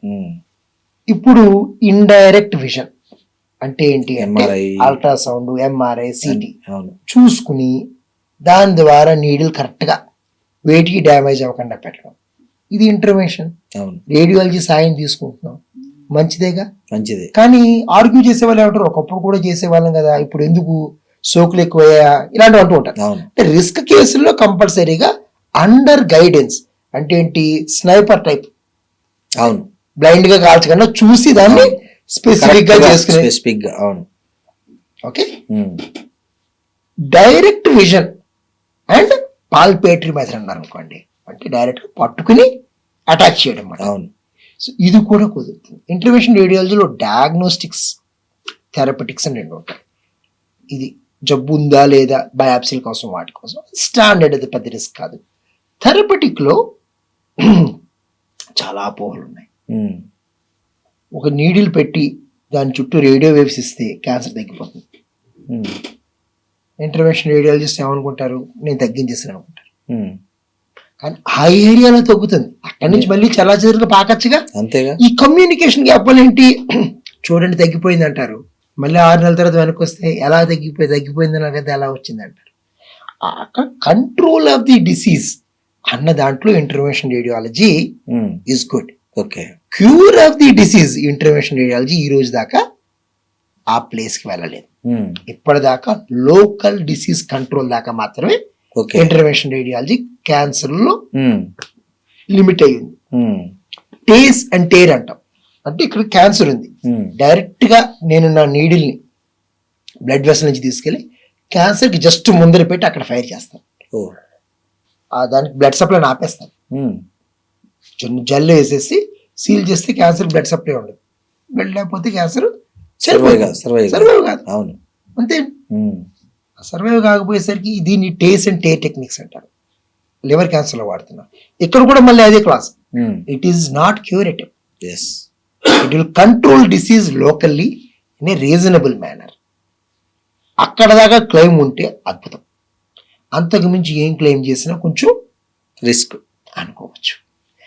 ఈ కాకుండా ఈ బ్లడ్ వెసల్స్ నువ్వు చూసుకోవాలి కదా సార్, ఉమ్, మన కంట్రోల్ ఉండదు, ఎందుకంటే ఇండైరెక్ట్ గా వెళ్తున్నాం. అవును. ఫస్ట్ అయిపోయి బ్లీడింగ్ రిస్క్ ఇవన్నీ కూడా ఉంటాయి. I seen people um, developing stroke, um, developing bleeding if the intervention radiology goes wrong. Oh, That is always the risk. But expert hands, it is limited. We need to know the risk. Sir ఈ pelvic floor dysfunction అనేది కూడా ఒకటి ఈ మధ్య బాగా వినపడుతుంది. అవునండి. అసలు ఏంటి, అసలు అది ఏంటి, ఎందుకు వస్తుంది, దానికి ఉన్న ట్రీట్మెంట్ ఏముంది ఇప్పుడు ప్రస్తుతం? ఇందాక మన డిస్కషన్ కొద్దిగా మనం కొనసాగిస్తే, ఉమ్, ఇందాక మన సర్వైకల్ క్యాన్సర్ లో అనుకున్నాం, అవును. మనం పెల్విస్ ని మనం ఇంటర్వ్యూన్ చేస్తాం. ఎస్. అంటే గొడుగులో ఒక వచ్చన మనం వంచేసాం, ఉమ్, మూద్దాం అనుకుంటే అది మీకు క్లియర్ గా మూయబడదు, మోయదు. అవును. కొద్దిగా మీకు ఎగుడిది కూడా వస్తుంది. అవును. ఆ ఎగుడిది కూడా మనకి పెయిన్ కింద కనిపిస్తుంది. ఓకే. ఇప్పుడు పెల్విక్ ఇలా ఉంది అనుకోండి, ఎస్. నొప్పి ఉంది అనుకోండి, స్లోగా టిల్ట్ అయ్యి పోస్చర్ తేడా వచ్చేసి బ్యాక్ పెయిన్ వచ్చేస్తుంది. ఉమ్, ఓకే. వీక్ గా ఉంది అనుకోండి, దానివల్ల దానికి మళ్ళీ ప్రాబ్లమ్స్ వస్తాయి, స్ట్రెచ్ అయిపోతాయి ఉమ్, నరాలు కూడా అక్కడ. ఓకే. సో ఇలా పెల్విక్ ఫ్లోర్ ఏదైతే అంటే ఇక్కడ నుంచి ఉమ్, థై మధ్యలో ఉన్న ఏదైతే భాగం ఉందో ఉమ్, అది సరిగ్గా కాంట్రాక్ట్ అవ్వక ఎగుడు దిగుడుగా జరిగితే వచ్చేటటువంటి వాటిని ఉమ్, పెల్విక్ ఫ్లోర్ డిస్ఫంక్షన్స్ అంటారు. ఉమ్, యూరినరీ ఇన్కాంటినెన్స్ అంటే మూత్రం ఆపుకోలేకపోవడం, రెక్టల్ ఇన్కాంటినెన్స్, తర్వాత వెజైనా కొద్దిగా షేప్ మారిపోయి వాటికి వచ్చేది. ఏంటంటే మనం మామూలుగా క్యాన్సర్లో చూస్తూ ఉంటాం, కానీ మీరు జనరల్గా ఉమెన్లో చూసుకుంటే ఎపిజియోటమీ అంటారు. అంటే డెలివరీ ఈజీ అవ్వడం కోసం వెజైనా యొక్క సైజ్ పెంచి ఒక చిన్న కట్ చేస్తారు, అవునవును, కట్ చేస్తారు. అవును. కుడతారు. ఉమ్, కట్ చేసి కుట్టినప్పుడు అది ఎప్పుడు నార్మల్ అవ్వదు. ఇప్పుడు మనకి ప్యాంట్ ఇక్కడ జరిగింది అనుకోండి, ఇలా కుడితే అవునవును, ఇది వేరు ఇది వేరుగా ఉంటుంది. ఆ ప్యాచ్ ప్యాచ్ అట్లనే అంతే. అది ఇలా కలిపి పని చేయాలనుకోండి, అవును. ఆ గ్యాప్ ఎప్పుడు ఆ కొంచెం ఆ లింప్ అనేది ఉంటుంది, ఆ లింప్ అలా పెరిగిపోతే ఉమ్, కంప్లీట్లీ డిస్ఫంక్షన్ అయిపోతుంది. ఉమ్, సో ముందుగానే గ్రహించి ఉమ్, దాని ఆపోజిట్ ని కూడా మనం కరెక్ట్ చేయగలిగితే ఉమ్, ఈ పెల్విక్ ఫ్లోర్ అనేది ఓకే. సెట్ అవ్వచ్చు. మన తెలుగు రాష్ట్రాల్లో ముఖ్యంగా ఈ క్యాన్సర్ వచ్చిందంటే వాళ్ళ కుటుంబం దాదాపు దివాలా తీసే పరిస్థితులు వచ్చాయి. పోనీ దివాలా తీసినారు, పేషెంట్ బతికినారంటే ఒక లైఫ్ కొద్ది రోజులు ఎక్స్పాండ్ కావడం తప్ప దీంట్లో పెద్దగా వస్తున్న రిజల్ట్స్ అయితే నాకేం కనపడట్లే. సో మీరు మీ ప్రాక్టీస్లో భాగంగా మీరు బాగా ఎందుకు మన తెలుగు రాష్ట్రాల్లో ముఖ్యంగా కొన్ని జిల్లాల్లో స్పెసిఫిక్గా ఎందుకు క్యాన్సర్ కేసులు బాగా ఎక్కువ ఉంటున్నాయి? ఇది రాకుండా ఉండడానికి సింపుల్గా ఏదైనా చేయగలిగిన ఏమైనా ఉన్నాయా? ఒక 2-3 సింపుల్ రూల్స్, ఇక మినిమం ఇగో ఇట్లా చేసుకుంటే మీకు ఒక 20-30% మీరు సేఫ్ అనేది ఏమైనా ఉంటే మీరు సజెస్ట్ చేస్తారా పేషెంట్లకి? నిజామాబాద్, ఆదిలాబాద్, విశాఖపట్నం, శ్రీకాకుళం ఈ జిల్లాలు తీసుకున్నాం. టొబాకో చాలా ఓరల్ క్యాన్సర్స్ విపరీతంగా ఉంటాయి సార్. ఎందుకు అక్కడ టొబాకో ఎక్కువ పండిస్తారు, తాగుతారు, తింటారు, తెలియదు నోట్లో వేసేసుకుంటారు, వాళ్ళకి తెలియదు వాళ్ళు అవును ఎంత హామ్ చేసుకుంటారు. ఆ సెల్ఫ్ కంట్రోల్ అండ్ ఎడ్యుకేషన్ చాలా అవసరం. నిజామాబాద్ అయితే beedi one of the main reasons. రెండోది ఫుడ్. కొంచెం కిందకు వద్దాం, గోదావరి జిల్లాలో కృష్ణ స్పైసెస్ నెక్స్ట్ లెవెల్ తింటారు, మిర్చి, అవును, స్టోర్డ్ ఫుడ్, ఆవకాయలు, ఊరగాయలు లాంటివి. Okay. So they are also మోతాదుకి మించి, అంటే రోజుకు 2 సార్లు తింటారు వాళ్ళు ఊరగాయ మాత్రమే. అంటే మీకు అర్థం కదా, మీకు కూరలో ఊరగాయ నంచుకోవడం, మొత్తం అన్నాన్నే ఆహారాన్ని ఊరగాయతో తినడం, అదే అది కూడా మనకి ఇచ్చేటువంటి. అంటే ఊరగాయ అంటే మళ్ళీ గబుకుని తిన్న మానేమని కదా ఉద్దేశం, దాని మీద డిపెండ్. ఏదైనా హద్దుల్లో ఉంటే ముద్దు, అది హద్దుల్లో ఉంటే ముద్దు. కరెక్ట్ గా చెప్పేసాను నేను, మళ్ళీ రేపు ఎప్పుడైనా వాడుకోవచ్చు, అంత బాగా చెప్పేది. సో తిండి ఓకే, అంటే ఇది విలేజెస్ లో. పాష్ ఏరియాస్ కి వస్తే ఇంకా ఈ స్మోక్ ఫుడ్, ఈ బార్బిక్యూ వల్ల స్టమక్ క్యాన్సర్ యొక్క ఇన్సిడెన్స్ అనేది 40% పెరిగింది సార్. యంగ్ 28-30 ఏళ్ళలో చూస్తున్నాం. ఓకే, కాల్చి తినడం అనేది డేంజర్ అంటారు హెల్త్. జపాన్ అండ్ చైనాలో smoke food is number 1 reason for stomach cancer. ఇప్పుడు ఇండియా కూడా నెంబర్ 3కి వచ్చేసింది. అందులో కాంపిటీషన్ పెట్టుకోకూడదు మనం, అంతే కదండి, మంచి వాటిలో పెట్టుకోవాలండి. ఈ బార్బిక్యూడ్ ఫుడ్స్ కి ఎంత ర్యాంపెంట్ అంటే, అవునండి, హిస్టరీ తీసుకుంటే స్టమక్ క్యాన్సర్స్ లో కనీసం 4-5 ఏళ్ళు వాళ్ళు తిని ఉంటారు. ఆల్మోస్ట్ ఐ లవ్ ఇట్ అంటాడు. అవునండి, తింటారు. నేను కూడా తింటుంటా అప్పుడప్పుడు వెళ్ళి. అప్పుడప్పుడు పర్లేదు, మీరు ఎందాక హద్దులో ఉంటూ మూతున్నారు కదా, బాగా నచ్చింది అది నాకు. లిమిటెడ్ గా చేస్తే ఇబ్బంది ఉండదు సార్, కానీ ఇలా స్పైసెస్ అంటే వాళ్ళు బార్బిక్యూ అయితే కనీసం స్పైస్ అయినా వేయరు, మనం మసాలా దట్టించి మరీ తింటాం కదా అక్కడ మనం. అది అవునండి, చాలా ప్రమాదం సార్. అవి okay. Stomach cancers main reasons అవుతున్నాయి ఇప్పుడు ఇది బార్బిక్యూ ఫుడ్ కూడా. సో మేల్లో ఎలాంటి క్యాన్సర్స్ వస్తున్నాయి? మేలు ప్రధానంగా మీరు చూస్తున్న పేషెంట్లో most of the problems women నుంచి ఏవి ఎక్కువ వస్తున్నాయి, మేల్ నుంచి ఏవి ఎక్కువ వస్తున్నాయి sir? Breast, cervical, lung, colon women. Male అయితే లంగ్, ఓరల్, అప్పుడప్పుడు ఓరల్ లంగ్, తర్వాత ప్రోస్టేట్ అండ్ కోలన్. ప్రోస్టేట్ ఒకప్పుడు 70 దాటితే చూసేవాళ్ళం, ఇప్పుడు 50కి వచ్చేస్తుందండి. ఎందుకు? ప్రోస్టేట్ గ్రంథి పెరుగుతూ ఉండాలి సార్. ప్రోస్టేట్ గ్రంథి పని ఏంటంటే ఈ స్పెర్మ్ ఉంటుంది కదా, అవును, దాని చుట్టూ సెమెన్ వేస్తే తప్పిస్తే అది ఎదరికి వెళ్ళలేదు. ఆ సెక్రెట్ చేసేది ప్రోస్టేటిక్ గ్లాండ్, ఆ లిక్విడ్స్ ని సెక్రెట్ చేస్తుంది. ఎప్పుడైతే వయసు పెరుగుతుందో ఆ గ్రంథికి కెపాసిటీ తగ్గిపోతుంది, కాబట్టి ఎక్కువ కణాలు పనిచేస్తే తప్పిస్తే ఎడిక్వేట్ అమౌంట్ ఆఫ్ లిక్విడ్ రాదు. సో అలా పెరుగుతూ ఉంటుంది. న్యాచురల్ గా పెరగడం అనేది దానికి అంటే టెస్టోస్టిరాన్ అనే హార్మోన్ నువ్వు పెరుగు అని చెప్తుంది. అది పెరిగినప్పుడు ఒకసారి అదుపు తప్పిపోతే అది క్యాన్సర్ కింద మారుతుంది, ఆ స్ట్రెస్ కి తట్టుకోలేక. ఒక చిట్కా ఉంది సార్, 100% ప్రోస్టేట్ క్యాన్సర్స్ లైకోపిన్ అన్న పదార్థం ఉన్న ఫుడ్ తినడం ద్వారా మనం అరికట్టచ్చు. ఏం ఫుడ్ లో ఉంటుంది? లైకోపిన్ అంటే టమాటోలో హైయెస్ట్ కాన్సన్ట్రేషన్ ఉంటుంది. వారానికి 2-3 రోజులు చాలు, ఒక్క టమాటో చాలు. కూరల్లో కాకుండా రాగా తినమంటారా? బాయిల్ చేసుకుని దాని యొక్క ఎఫికసీ పెరగడానికి కర్కుమిన్ అండ్ పెపారిన్ అంటే కొద్దిగా పసుపుని, మిరియాలు సరిపోతుంది. అంటే క్యాన్సర్ యొక్క స్పీడ్ ని 40% తగ్గిస్తుంది. చాలా ఈజీ, అవునండి, పెద్ద కష్టమైన విషయం ఏం కాదు. మనం ఈ లైకోపిన్ అనేది 40-45 సంవత్సరాలు దాటిన తర్వాత ప్రతి ఒక్కరు తీసుకుంటే ప్రోస్టేట్ క్యాన్సర్ మనం బాగా అదుపులో పెట్టుకునే అవకాశాలు ఉంటాయండి. ఓకే సార్, జనరల్గా మీరు చూస్తున్న పేషెంట్లలో క్యాన్సర్ వచ్చి కోలుకునే వాళ్ళ శాతం ఎంతమంది ఉంటుంది? ఫస్ట్ స్టేజ్లో వచ్చే వాళ్ళు ఎంతమంది ఉంటారు? లాస్ట్ స్టేజ్లో వచ్చే వాళ్ళు ఎంతమంది ఉంటారు మీ దగ్గరికి? ఫస్ట్ స్టేజ్ లో చాలా తక్కువ మంది వస్తారు సార్, 20%, 30% దాటి కాదు. లాస్ట్ స్టేజ్ లో 60% వస్తారు, మధ్యలో మిగతా 20-30 అనుకోండి. లాస్ట్ స్టేజ్ లో చాలా ఎక్సెప్షనల్ గా కొంతమంది ఎక్కువ కాలం బతికిన వాళ్ళు ఉన్నారు, కానీ చాలా మంది 1-2 ఏళ్ళు దాటరు. ఒక లెవెల్ దాటిపోయిన తర్వాత, ఒక ఏజ్ దాటిన తర్వాత నేను చాలా జాగ్రత్తగా ఉంటాను. ఇది ట్రీట్ చేయాలి, ఇది చేయకూడదు అని చెప్పడం కోసం. స్టేజ్ 1 లో చాలా అగ్రెసివ్ గా వెళ్తాను సార్, క్యూర్ అవుతుందని చెప్పిన నమ్మకం. 80-90% మంది క్యూర్ అవుతూ కూడా ఉంటుంది. డిపెండ్స్, అంటే చాలా ఫ్యాక్టర్స్ ఉంటాయి కదా, జెనెటిక్స్, ఇమ్యూనిటీ, ఇవన్నీ బాగుంటే మంచి ట్రీట్మెంట్ ఇస్తే చాలా మంది క్యూర్ అవుతుంది సార్. సార్, ఈ మధ్య సోషల్ మీడియా వేదికగా, డిజిటల్ మీడియా వేదికగా కొంతమంది క్యాన్సర్ అనేది చంపదు, క్యాన్సర్ అనేది క్యూరబుల్, ఏ స్టేజ్లో క్యాన్సర్ ఉన్నా మా దగ్గరికి వస్తే ట్రీట్మెంట్ ఉంది అని చెప్పి కొంతమందితో మాట్లాడించడము, కొంతమంది సెలబ్రిటీస్లతో దాన్ని ప్రమోట్ చేయించడము జరుగుతుంది. ఇది నిజంగా ప్రాక్టికల్గా ఇది జరిగేదే అంటారా? ఎందుకంటే ఇది చాలా మంది మోసపోతున్నారేమో అనిపిస్తుంది నాకు. జనరలైజబిలిటీ అంటామండి, అంటే ఒక నిజం పక్కన 6 అబద్ధాలు చెప్పామనుకోండి, నిజం నిజమే, కానీ మిగతా 6 అబద్ధాలు కూడా నిజం చెప్పి నమ్మితేనే మనకు వచ్చే ప్రాబ్లం. అవును, CLL అంటాం, chronic lymphocytic leukaemia, blood cancer. ఏమీ ట్రీట్మెంట్ చేయకుండా 25 ఏళ్ళు బతికిన పేషెంట్లు బోల్డ్ మంది ఉన్నారు నా దగ్గర. గ్లిసన్ 6 స్టేజ్ 4 లో ఉన్న ప్రోస్టేట్ క్యాన్సర్ కూడా బైకాల్టిమెట్ అనే ఒక చిన్న హార్మోనల్ ఏజెన్సీ తీసుకుని 18-20 ఏళ్ళు బతికిన పేషెంట్లు బోల్డ్ మంది ఉన్నారు.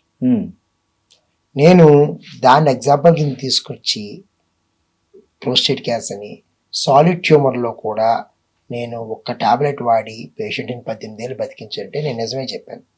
అదే సార్కోమా స్టేజ్ 4లో వేస్తే 5 నెలలు దాటం గగనం. ఈసోఫెగల్ క్యాన్సర్ వచ్చిందంటే 18 నెలలు దాటం గగనం స్టేజ్ 4లో. మరి వాటిని మనం ఏ విషయాన్ని ఆపాదించలేం. అంతే కదండి. సాలిడ్ ట్యూమర్లు చేసి అంటారు, నేను బ్లడ్ క్యాన్సర్ కూడా కంట్రోల్లో పెట్టానంటారు, అది CLL. AML చేయమనండి, 8వ రోజుకి పేషెంట్ ఉండరు. అంటే రోగం యొక్క అవగాహన పూర్తిగా ఉన్న వాళ్ళు చెప్పింది చేస్తే కరెక్ట్.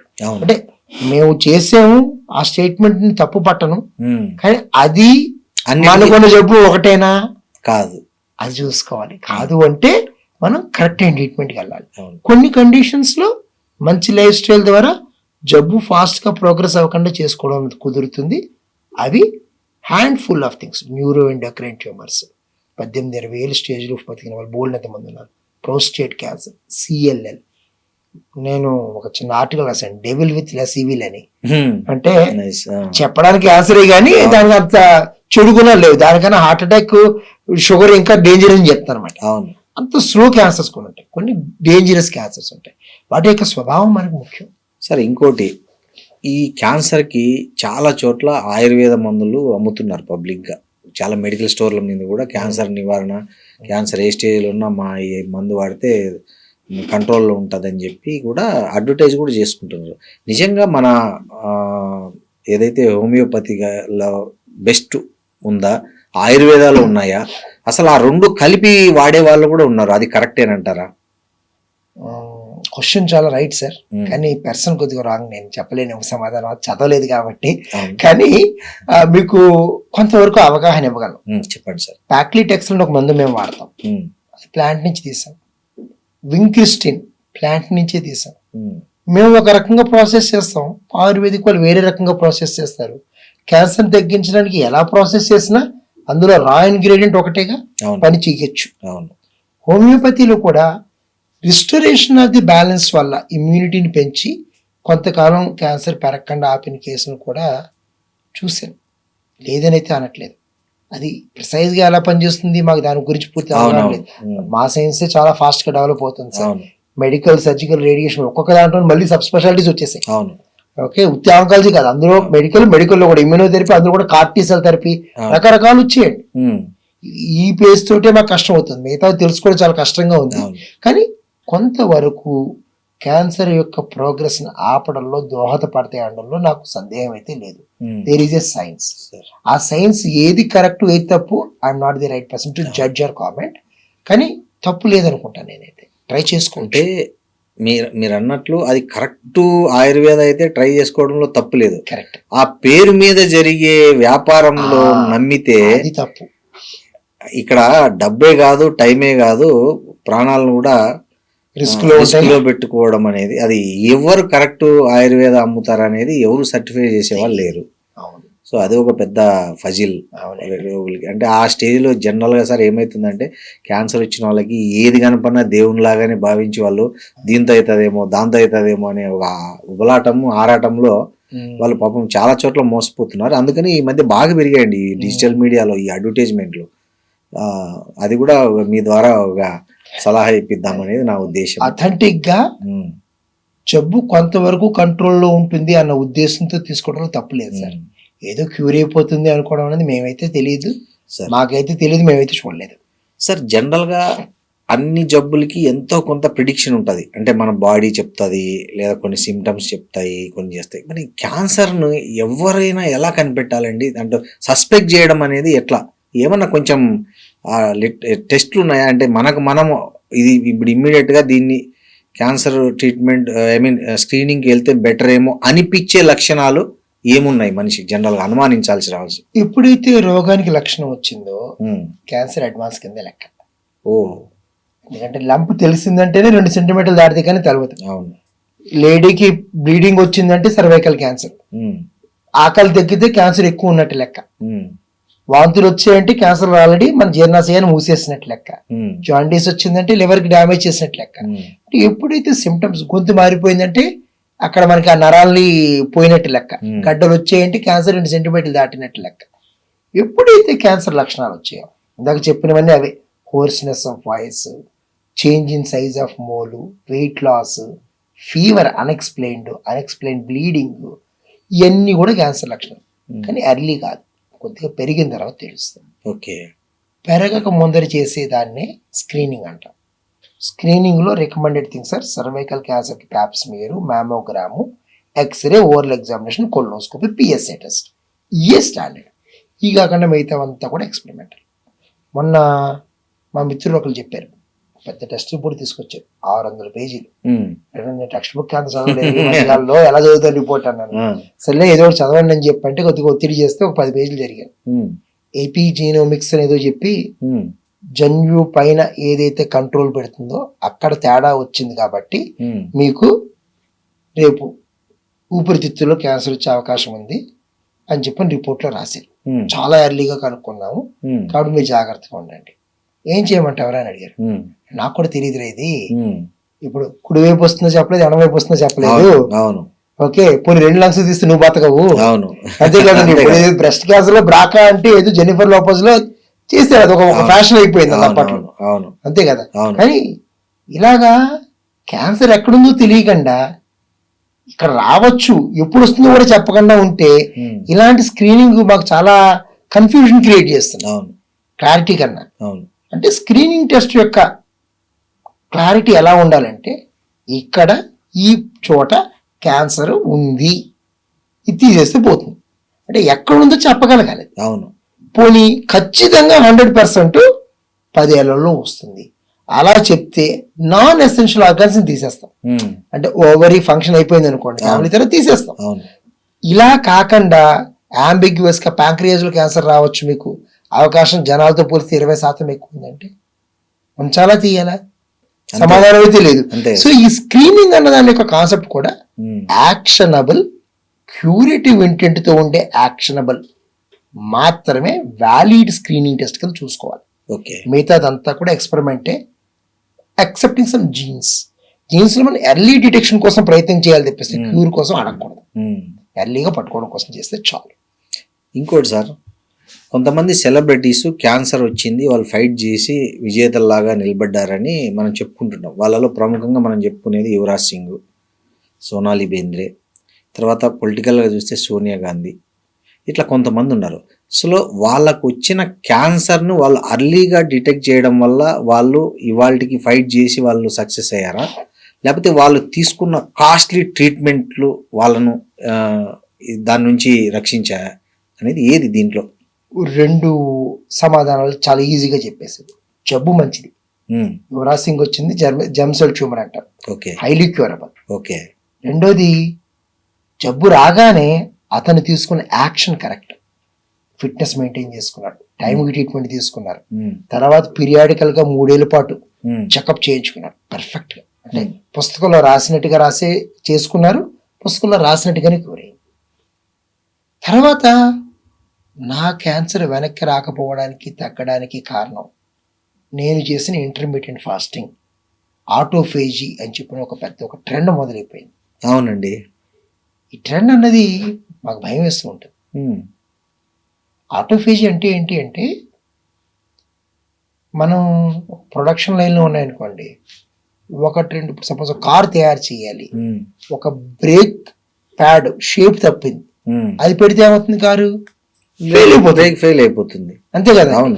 ఇప్పుడు మనం ఈ పర్టికులర్ ఈ ఆటోఫేజీ అన్నది అలా తేడా ఉన్న వాటిని క్లియర్ చేస్తుంది. సో కాబట్టి సెల్ అన్నది కరెక్ట్ గా అవును. పనిచేస్తుంది. ఉమ్, అర్థం కదా సార్. అవునవును, అర్థమైంది. ఎప్పుడైతే ఈ ఆటోఫేజీలో మన సెల్స్ ని క్లియర్ చేసామో, అంటే సెల్స్ ని స్టార్వ్ చేస్తే ఈ అబ్నార్మల్స్ అన్ని కూడా పోతాయి.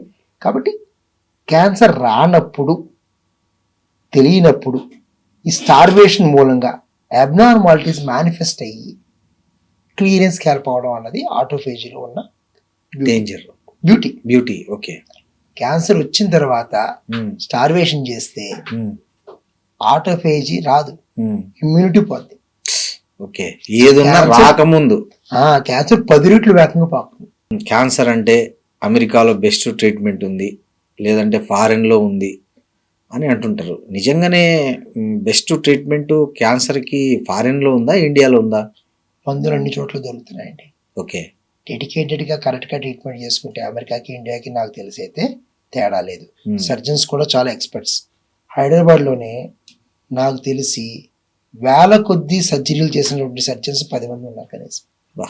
ఉమ్, ఏది లాప్రోస్కోపిక్ కానీ రోబోటిక్ కానీ వచ్చేసాయి. ఉమ్, చాలా కాస్ట్ ఎఫెక్టివ్. అక్కడి నుంచి ఇక్కడికి వస్తున్నారు సార్ ట్రీట్మెంట్ చేయించుకోవడం కోసం. అవును. కానీ అక్కడ వాళ్ళు మెథాడికల్గా ఉంటారు, పుస్తకం తూచా తప్పకుండా ఫాలో అవుతారు. కాబట్టి వాళ్ళ అవుట్కమ్స్ కూడా ప్రెడిక్టబుల్గా ఉంటాయి. మనం చాలా అడాప్టివ్గా ఉంటాం.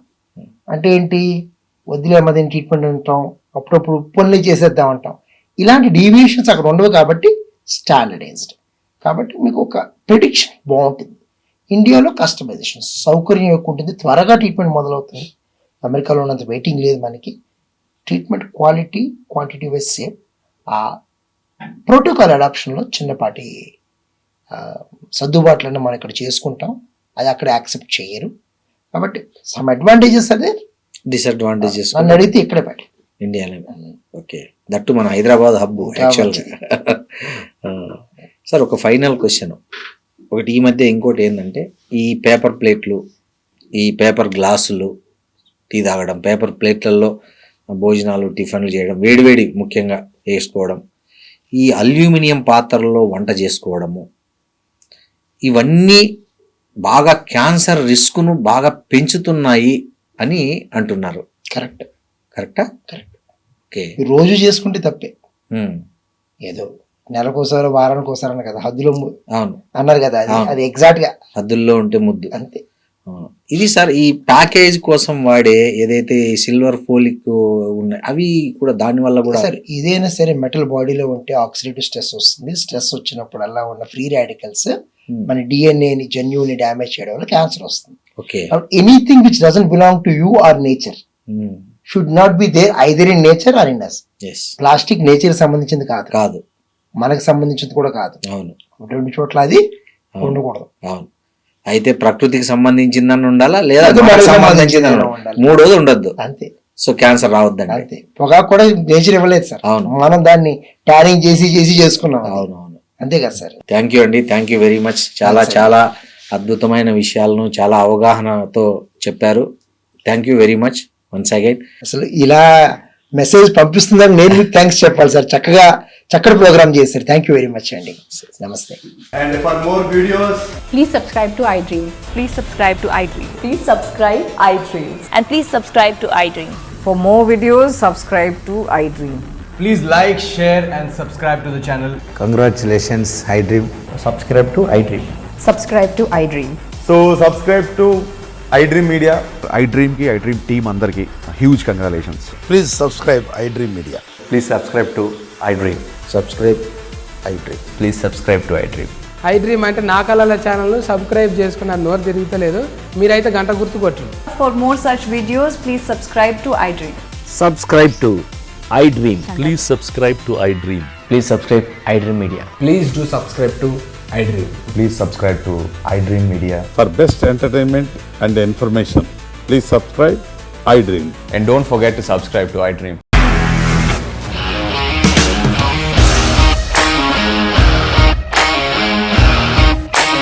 ఇండస్ట్రీలో కమిట్మెంట్ ఇష్యూస్ వస్తే నీకు కూడా వచ్చినట్టు మార్నింగ్ తీసుకెళ్ళారంటే కొట్టి పడేస్తారు.